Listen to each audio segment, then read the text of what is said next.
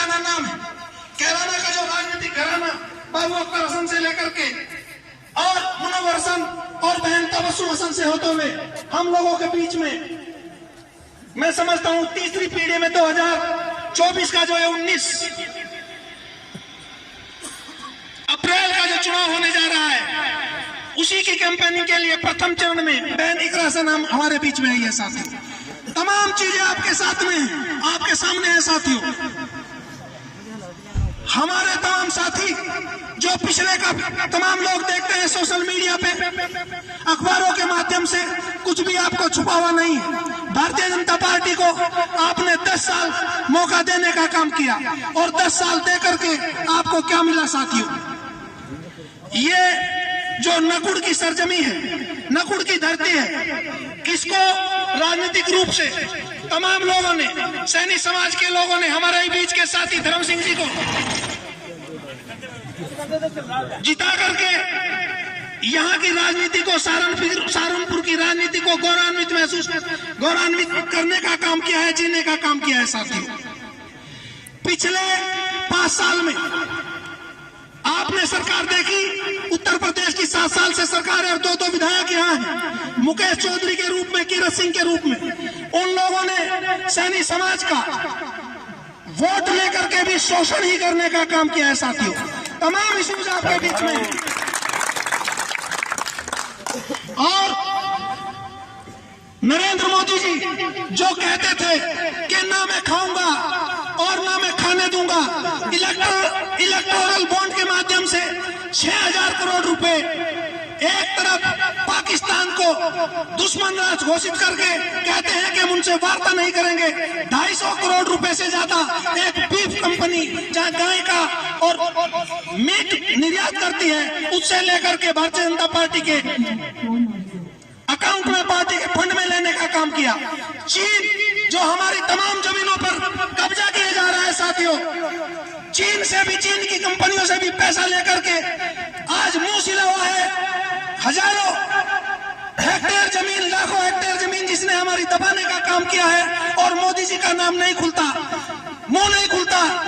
मणिपुर का दंगा आपके सामने है, जब वहां की महिलाओं को, नंगी महिलाओं को घुमाने का काम कर रहे थे, तो मोदी जी ने, केंद्र की सरकार के किसी मिनिस्टर ने, जब महिलाओं के साथ ज्यादती हो रही थी, मुंह नहीं खोला। और जब सोशल मीडिया के माध्यम से बोला गया तो वहां के मुख्यमंत्री ने कहा ये अकेला केस नहीं है, सैकड़ों केस इस तरह के मणिपुर में हो रहे हैं। साथियों, जो पार्टी चाल, चरित्र और चेहरे का नाम लेकर के हम लोगों के बीच में आई थी, हम लोगों को फुसलाने का काम किया था, हम लोगों को पगलाने का काम किया था, उसकी वस्तु स्थिति, उसकी हकीकत आज हमारे सामने है। साथियों, चाहे वो किसानों का मसला हो, किसानों को लखीमपुर खीरी में केंद्र सरकार के गृह राज्य मंत्री के पुत्र ने कुचल करके मार डाला। हमारे किसान भाई लाखों की तादाद में दिल्ली कूच करके एमएसपी मूल्य की मांग कर रहे थे, काले कानून की वापसी की मांग कर रहे थे। ना तो एमएसपी मिला और काले कानून के नाम पर जब वो 13 महीने वहां पड़े रहे, तो 750 से ज्यादा किसानों ने अपनी जान को गंवा करके उन काले कानूनों को वापस कराने का काम किया।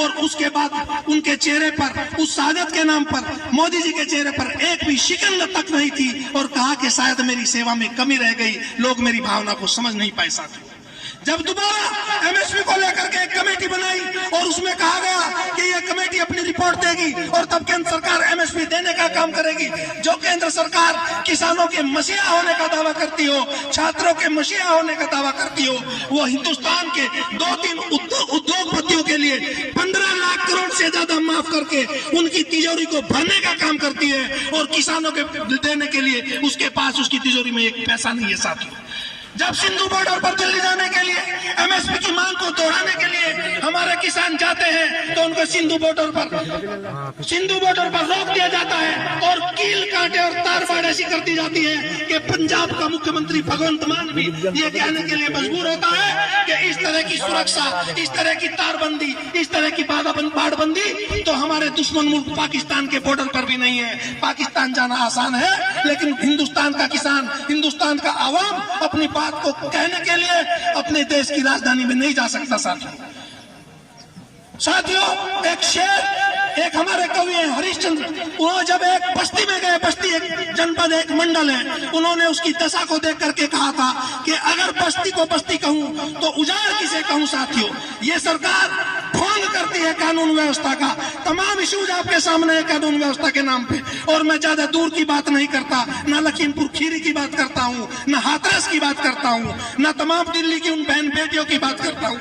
मैं केवल कानून व्यवस्था के नाम पर आप नकुड़ का क्षेत्र और आपका ये दंगों का क्षेत्र और थाना भवन का क्षेत्र देख लेना। जो लोग बदनाम करते थे समाजवादी पार्टी को, उसके नेता को, ये आईना दिखा देना साथियों कि क्या इनकी कार्यशैली है और किस तरह के इनके कारनामे हैं साथियों। दो नेता जो हमारे समाज के विधायक जिनको हमने जिता करके भेजा, उसको बार बार अपमानित करने का काम करते हैं और छोटा दिखाने का काम करते हैं। सम्मान से नाम देना भी दूभर है और कहते हैं कि धर्मू जैसे हम अपने नौकर को बुला रहे हो साथियों। ये दोनों गुर्जर समाज के नेता, आपने पिक्चर देखी होगी चंद्रावन, उसमें दो कार्टून कैरेक्टर हुआ करते थे, रूंडा और खूंडा। एक के सर पे बाल नहीं थे और एक के सर पे बाल थे। इनमें भी एक के सर पे बाल नहीं है और एक के सर पे बाल है। ये 2019 का जो चुनाव है, 2024 का जो चुनाव है, मुकेश चौधरी और किरोड़ सिंह से मैं कह देना चाहता हूं सभा के माध्यम से, ये 2024 का चुनाव 19 तारीख में आपकी पैमाइश लेने का काम कर रहा है और ये पैमाइश हो जाएगी। ये पैमाइश है आपके साइज की, और यही जनता जब 2000 इसमें भी प्रदीप चौधरी को हराएंगे और 2027 में जब चुनाव होगा, यही जनता आपकी पैमाइश लेकर के आपकी कब्र खोदने का काम करेगी प्रत्याशी बनकर के आपके बीच में आएंगे।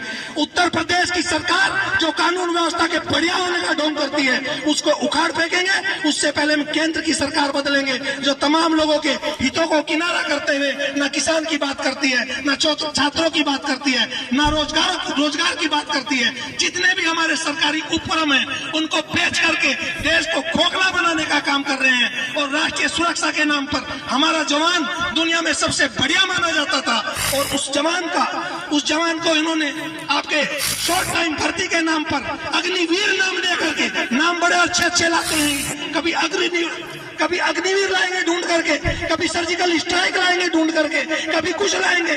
नाम बड़े और दर्शन छोटे।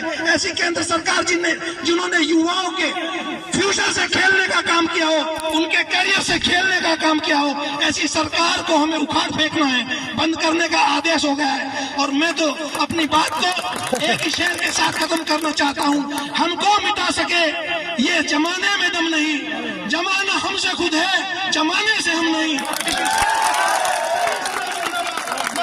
जिंदाबाद, अखिलेश यादव जिंदाबाद। इस आशा और उम्मीद के साथ सैनी समाज के मेरे तमाम बंधु यहाँ से निकल करके घर घर जाएंगे। इस जोश में मत रह जाना, हमने बहुत बड़ी मीटिंग कर ली और हम तो चुनाव जीत गए। अगर आप इस खुशफहमी में आ गए तो आपके चुनाव का जो कैंपेनिंग है वो नीचे जाएगा। और मैं आपको आगाह कर देना चाहता हूं, क्योंकि मैं शामली जनपद से आया हूं। यहाँ हमारे गठबंधन टूटे हैं और पार्टियों के, लेकिन दिलों के गठबंधन नहीं टूटे। जाट समाज भी बड़ी तादाद में आपके साथ है और राजपूतों ने अपना बजा दी है, वहां पे इनका बैंड बजा दिया है ननौता में। लेकिन मेरी सलाह तमाम साथियों से है, जिस तरह का जोशो खरोश यहाँ नकुड़ और गंगों में है, उससे ज्यादा जोशो खरोश हमारे शामली जनपद की तीनों विधानसभा में। हिम्मत बनाए रखना, हौसला बनाकर रखना, किसी की अफवाहों में मत आना। लेकिन मेरी एक सलाह मान लेना, वो बीजेपी के कार्यकर्ताओं को मैंने देखा है, हमारा मुस्लिम वोट तो एक तरफा है ही, लेकिन जो हिंदू भाई अपना वोट कर रहे हैं दैनिक राशन को, समाजवादी पार्टी को, सेकुलरिज्म के नाम पर वोट देने का काम कर रहे हैं, उनकी ये ड्यूटी बनती है कि इस कैंपेनिंग को या मीटिंग को करने के बाद डोर टू डोर अपना वर्क शुरू कर दे।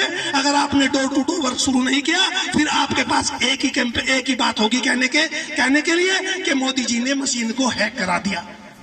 ये बहाना हमारे पास नहीं होना चाहिए। और तमाम साथी जो यहाँ हिंदू समाज के सुन रहे हैं, डोर टू डोर जिसका जहां आसपास है जाकर के घर घर अलग जगाएंगे, अपनी माओ के बीच में जाकर के, बहनों के बीच में जाकर के, बेटियों के बीच में जाकर के, और हर कार्यकर्ता ये संकल्प, ये हैद लेकर के यहाँ से जाएगा कि जब 19 तारीख का चुनाव होगा तो हमारे किसी भी कार्यकर्ता को चुनाव चिन्ह कहाँ है और किस तरह का घर घर पहुंच जाना चाहिए। और मैं समझता हूँ ये कैराना लोकसभा के इतिहास में, मुझे तो ऐसा लगता है आपके जोश को देख करके 8 लाख से भी ज्यादा वोट लेकर के बहनी करासन देश की संसद को सुशोभित करेंगी, हमारा नेतृत्व करेंगी। और यहाँ की जो कैराना की जो रवायत है, जो इन्होंने लोगों के दुखों में सुखों में न जाकर के यहाँ एक परंपरा डालने का काम की है, इसको बदल करके आपके सुख दुख में आपके काम आएगी। ऐसी आशा और उम्मीद के साथ मैं अपनी वाणी को विराम देता हूँ। बहनी करासन जिंदाबाद।